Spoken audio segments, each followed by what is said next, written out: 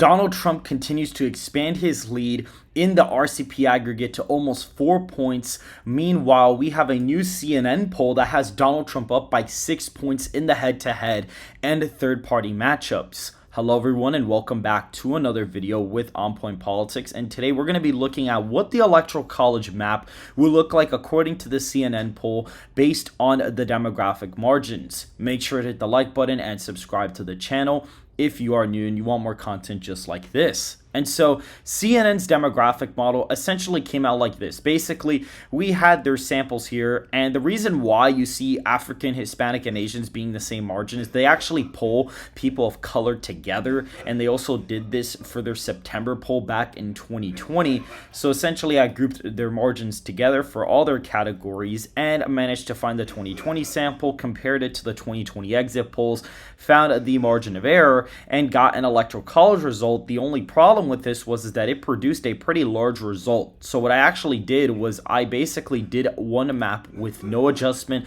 and one map with the adjustment, and I essentially averaged them out together to get our final Electoral College margins here. And we're going to be filling out the Electoral College margin based off of that today. We can actually see that according to this, Donald Trump essentially won 18 to 29-year-olds by a single point, 130 to 44-year-olds by 2, 145 to 64 by 7, and is winning plus 65 voters by 25. That seems like a really big fluke there, but the polling data in 2020 was ridiculously off for that sample, so that would actually explain it. The college-educated sample goes down to Biden plus 7. Non-college goes down to plus 25. We see men are plus 13 here with the adjustment. They're plus 17. Women are plus 5 for Trump. Whites go for Trump by 35, which seems way too high. And then voters of color essentially 23 points. Now, I basically did one map with the adjustment and without the adjustment, and now I got the final results based out of that, and we're going to be filling this out here. Now, we see Donald Trump starts out with 126 safe electoral votes to Biden's 85. However, states like Iowa that previously voted for Donald Trump by just 8 points, are voting for him by 21 points according to this model. And what we can see here is that that's going to be in the safe category as of right now. Just for reference, basically what I do is I get the demographic margins and I model them out on 538's demographic model website, and then I essentially come back with the final margins. Ohio is a 21.8 percentage point victory for the former president. Used to be a likely state in 2020, is now in the range for a safe margin in 2024. The state of North Carolina is a 16-point victory for Donald Trump. This was a state that he only won by 1.3%. This would almost be a 15-point shift to the right of the nation. That would be huge in a state like North Carolina. Florida, 17.4 percentage points for Donald Trump. This state only voted for him by 3.4% last time, so it is looking really promising to him in this new model. We could see Texas, 19.8 percentage points, almost a 20-point victory, going back to Bush-like margins in the state. That brings Trump to 235 safe electoral college results. Even the state of Georgia is in the safe Republican column for Donald Trump at 15.9 percentage points. That puts him in a safe margin in the state of Georgia, bringing him to 251 safe electoral college votes. Now, we see in the state of Maine, Donald Trump is currently leading that state by about 3.8%. Maine's first goes down to a 2-point victory for Biden, and we see Maine at large goes up to about a 3-point win for Donald Trump according to this. Nebraska second will be a likely margin as of right now for Donald Trump. And we see in the state of New Hampshire, Donald Trump actually leads by 5.4 percentage points. The latest poll from New Hampshire actually has Donald Trump up 2 points, and it was a very accurate pollster, but the polling errors here tended to be about 2 or 3 points off of what the average had, and so there could be a possibility of this happening. Now, again, this is a brand new poll, and the demographics are actually modeled out, and this is the margins that I get. The state of Connecticut comes in at just 6.6 percentage points for Joe Biden. In this model, the state of Rhode Island comes in at 7.6 percentage points.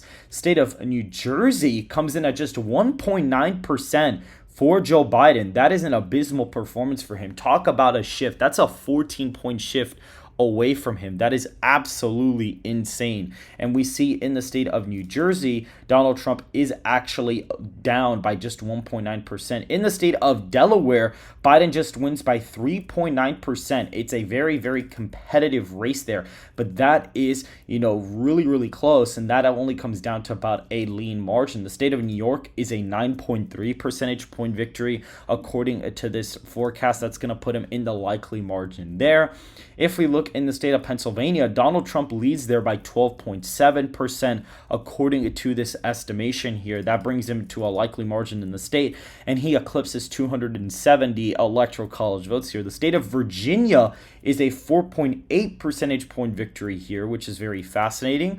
We see in the state of Illinois, Biden only leads by 2.6% as of right now in the lean Democrat margin. In the state of Michigan, Donald Trump leads by 11.1 percentage points, putting that in the likely Republican margin. Same thing in the state of Wisconsin, 12.7 percentage points as of right now for the former president. And we see in Minnesota, Donald Trump actually leads by 6 percentage points according to this model, which would be a huge shift. That state has not gone, to the Republicans since 1972, where it voted for Nixon by 5.5% in essentially an R+22 electorate. And so that will be a pretty shocking victory if that were to actually occur. We see in the state of Colorado, it's a tilt margin for Joe Biden. It is extremely competitive, but it does narrowly go to the incumbent president as of right now. And we see New Mexico, 1.7 percentage points for Donald Trump in this forecast. State of Arizona is a 12.4 percentage point victory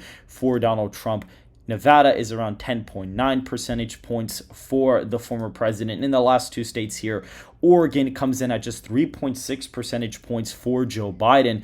That models out to a lean margin. And in the state of Washington, a 6.6 percentage point victory for Joe Biden in the state of Washington. That puts it in the likely Democrat column. And so that is it for this video. Donald Trump finishes off with 347 electoral college votes to Joe Biden's 191. This is pretty insane, especially considering the fact that Joe Biden has a very low approval rating and that the last election is really close. And if you notice, the past couple of videos where I model out a bunch of different polls and their demographic crosstabs, we get a similar electoral college result every single time. It ranges from, the 340s to the 370s for the former president. So basically all the modeling for every single poll that's come out has essentially kind of aligned together, and I think that's actually really interesting. I may do a video where I actually average out the past modeling for every single poll that has come out, the past 4 videos, and do an average of that and see what that actually produces in the electoral college. That would be a pretty interesting video. Let me know if you guys want that in the comment section down below. Make sure to go ahead and hit the like button and subscribe if you did enjoy this video, and make sure to donate to $onpointpolitics through Cashapp, because we do conduct national and state polling. It would be very appreciated. Even $1, if 500 of you guys donated a single dollar, we could essentially get a 500 voter sample. So that would be absolutely amazing. I will hope to see you guys in the next video.